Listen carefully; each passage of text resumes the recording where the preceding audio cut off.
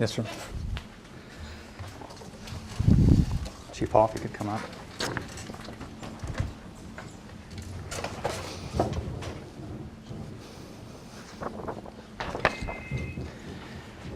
As we have tried to do or start traditions in the fire service since I've been here, one of the traditions that we have, as we all know, when we have promotions, we do the bagpipes and try to do a traditional ceremony. This is also a tradition of when someone retires is to give them a bronze axe or an axe as a departing gift. And forgive me for reading this because I can't remember it all, so I wanted to make sure that what I said was correct. Chief Haugh or Jeff, our job is one always being there for people to help them in their most difficult times, whether it's for suppression, EMS, or life safety issues. We're there for them when there is no one else to call in most cases. We're the ones who render the assistance they need desperately. Sometimes the abuse of the system causes frustration to all of us. It takes a special type of person to do your job in a manner that promotes goodwill, professionalism, and attention to show compassion for those with special needs. I know it is tough to say goodbye to what you have known for the last 28 years of your life. We often think of it as the end. However, it is not what happens. There is a change in lifestyle and a transition into another mode. Although we will continue to be brothers and sisters in our organization, the separation is very real and a difficult one that will become apparent as the time goes on.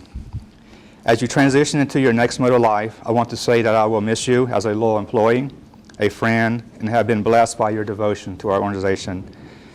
Your career path at Lehigh Acres Fire Control and Rescue District has touched many lives, including mine and the lives that have also touched you. Thank you for what you've done. Thank you. Good luck. Okay.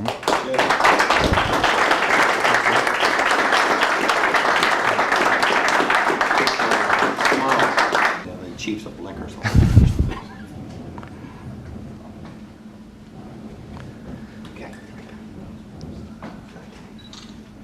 We'll get a picture of you chomping at the I can tell you that it's been an honor and a privilege serving for almost 30 years the people of Lehigh and also working with my fellow employees of the Lehigh Fire Department.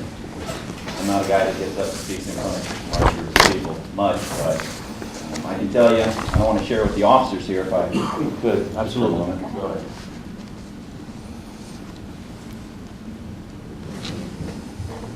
It's a story that goes back many years when I was in the fire department, but it made an impression on me. First couple of years I was in the department, I went on vacation to my hometown and I visited my uncle, who was an officer in that department, and he gave me some advice that I hope you officers, there's a few in this room, can listen, because I think I profited by it. And I can tell you that he took me around to the different stations, showed me the equipment, met all the guys, and usually at every fire station, one of the guys pulled me aside and would tell me how much they admire my uncle, how he's a stand-up guy, and just a lot of positive things that stuck with me. And maybe about 10 years later, I took a promotional exam to become a lieutenant, and I called my uncle to advise him, and I asked him for advice. What are some advice you can give me to be a better officer? And the advice he gave me, and I hope I profited by it, he said, be honest with your people. He said, be fair and be consistent. Every day when you come to work, be honest, be fair, and try to set an example. And your people will look at you as a leader. When the times get rough, which in this job it does sometimes, your people will look at you for guidance, and they will look at you for answers. And I would urge everybody in this department, especially the officers, to look to your leaders for guidance. And I know this department's going through some rough times right now, and I'm hoping that everybody can come together and look to their leaders and profit from their wisdom and their decisions that they make while they're in a very difficult role. Thank you.